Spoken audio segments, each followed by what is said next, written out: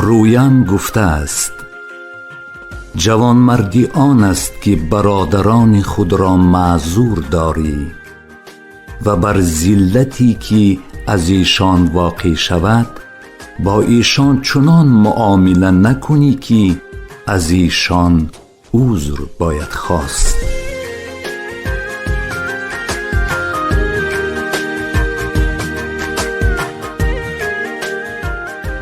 جوانمردی دو چیز است ای جوانمرد، به سویم گوش کن تا گویمت راست.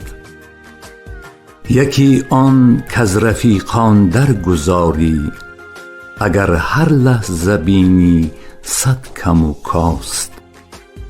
دویم آن کز تو ناید هیچ گاهی، چنان کاری که باید عذرشان خواست.